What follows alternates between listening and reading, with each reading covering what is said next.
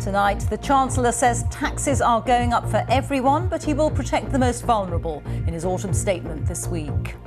It's thought Jeremy Hunt will increase taxes to raise £20 billion and cut public spending by £35 billion to plug the hole in the public finances. We are going to see everyone paying more tax. We're going to see spending cuts. But I think it's very important to say that we are a resilient country. Also on the programme, an explosion in Istanbul kills 6 people and injures more than 50. Turkey's president says it has the smell of terror. Celebrations in the Ukrainian city of Kherson, abandoned by Russia, but fears that basic supplies have run out.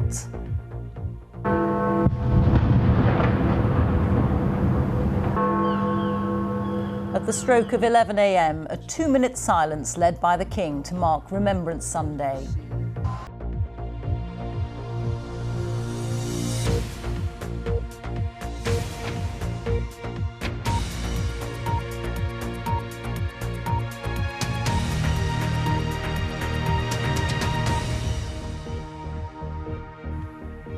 Good evening.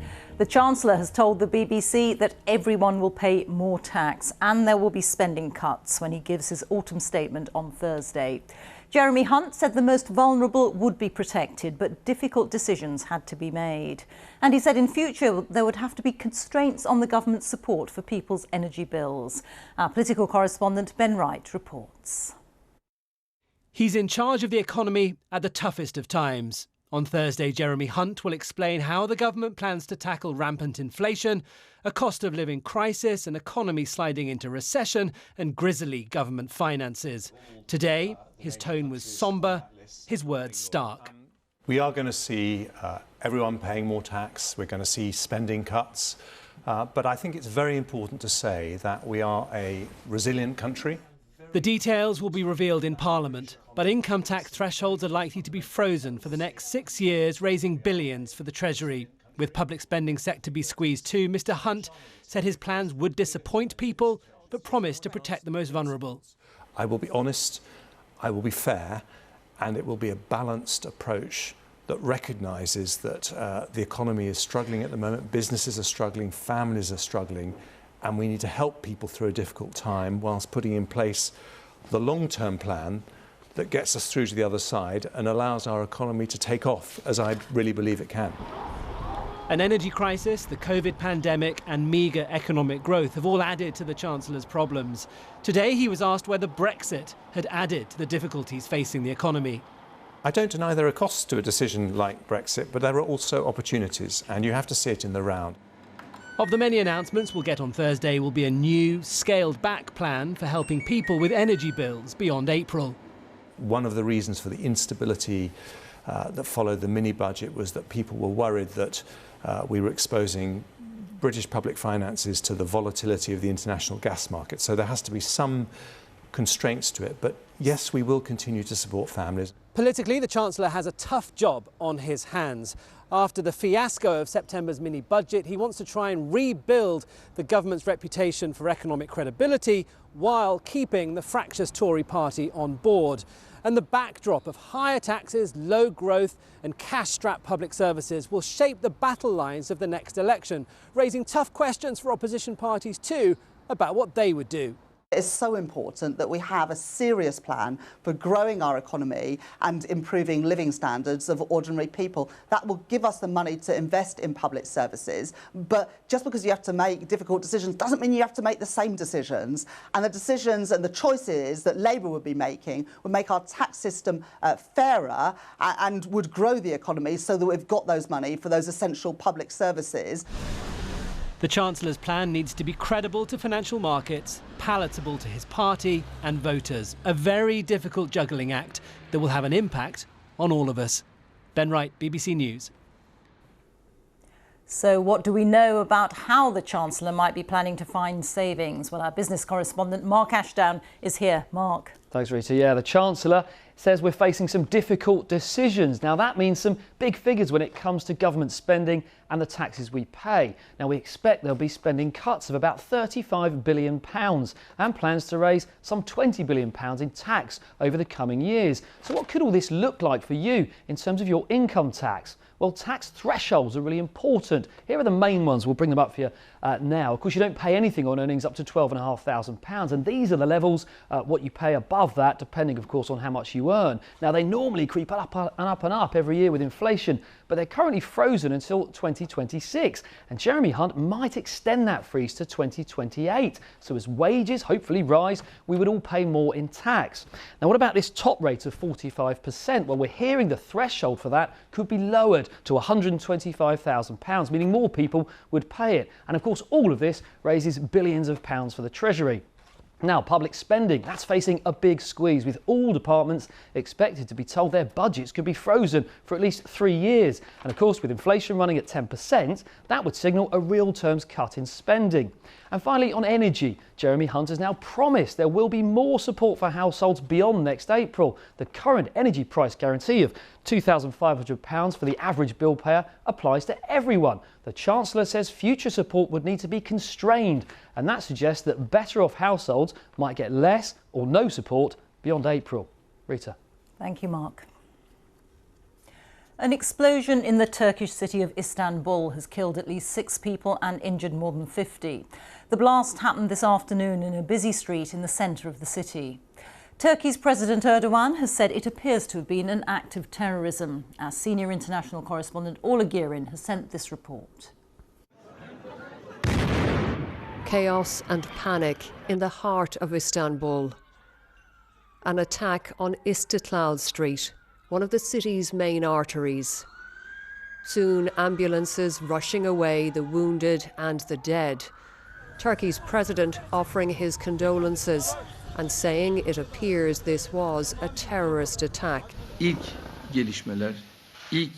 Initial developments and initial intelligence from the governor are that it smells like terrorism, and a woman has played a part in this, said Recep Tayyip Erdogan. Well, Istiklal remains sealed off now. There is a heavy police presence, but this is normally one of the busiest places in Istanbul, an area that is crammed with visitors and with shoppers. Now police are carrying out their investigations, and there is a real sense among people here of anxiety. For Istanbul, this has come as a shock. Hayat told us she was in an internet cafe on Istiklal and heard the blast. I saw a pram, she said. When I heard the explosion, I went out. I saw wounded people running around. There was a woman carrying her dog. It was a frenzy. As night falls, Istanbul is grappling with fear and uncertainty. An area that is a magnet for tourists, now a scene of horror. Orla Guerin, BBC News, Istanbul. People across the UK have paid their respects to those who have lost their lives during war. At the Cenotaph in London, King Charles led his first Remembrance Sunday ceremony since succeeding to the throne. The service was followed by a march past of 10,000 veterans. Our royal correspondent Nicholas Witchell reports.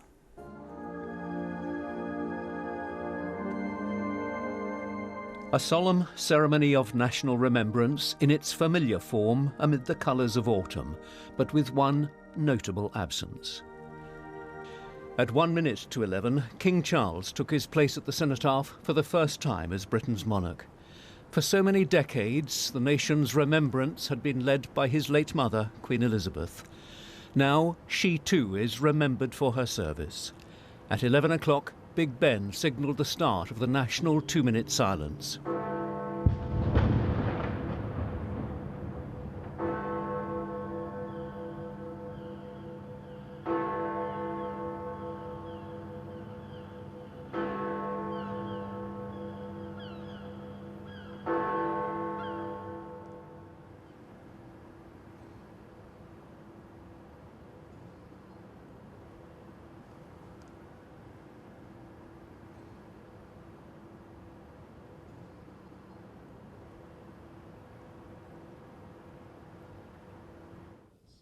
supporting them now and in the future.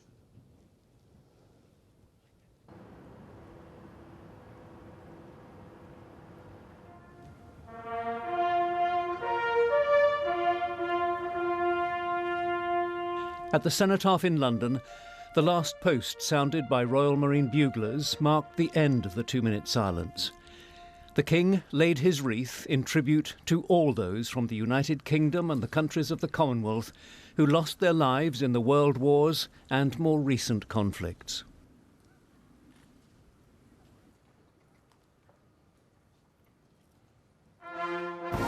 Wreaths were laid by political leaders headed by Britain's Prime Minister Rishi Sunak. And then, after the Commonwealth representatives and the military chiefs, it was the turn of the veterans, 10,000 men and women who served on many different battlefields. On parade today, 40 years after the Falklands War, 500 veterans of that conflict. So many with their own memories of comrades who never came home, remembered today with gratitude. Nicholas Witchell, BBC News. The government has confirmed that almost 41,000 migrants have now crossed the Channel to the UK so far this year. There were more arrivals at Dover this morning. The Ministry of Defence said 972 people made the crossing yesterday. A police officer with the Lancashire Force has been charged with attempted murder. It follows an incident at a hotel in Manchester when a woman was taken to hospital. James Riley, who's 27, has been remanded in custody to appear in court tomorrow. There are warnings that supplies of bread and medicine have run out in Kherson, the city in Ukraine that was abandoned by Russian forces on Friday. Work is underway to restore the electricity and water supplies cut off by Russian troops as they retreated. Our international editor Jeremy Bowen has reached the centre of Kherson, where people are still celebrating the Russian departure. This is the central square of Kherson, which has been the focus of the celebrations, the outright sheer relief that people here are feeling because the Russians have gone. It's been quite emotional as well because you can see, like those ladies there, people are meeting up with old friends and able to move around without fear of the Russians, and that is still a major novelty. Now, one reason why there are so many people here is not just a sense of wanting to be together, a sense of community, of catching up with friends. It's because the army has set up a satellite Wi-Fi terminal, and so people are here and they are queuing up. There's a great big long queue over there where they are queuing to get the password to get on those terminals. That basically is Kherson's connection with the outside world at the moment, which is why they are so keen to get on it and to tell their families that they're all right. You can see it's a patriotic moment and there's an awful lot of flags around.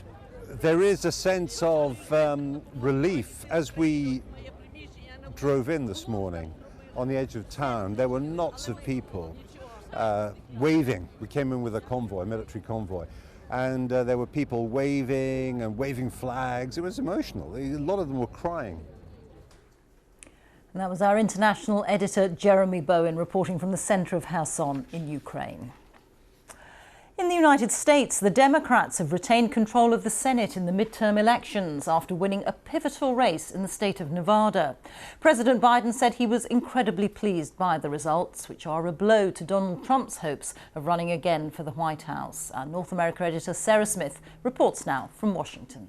After a nail-biting wait, Democrats can now celebrate a result they didn't dare hope for when voters went to the polls last week.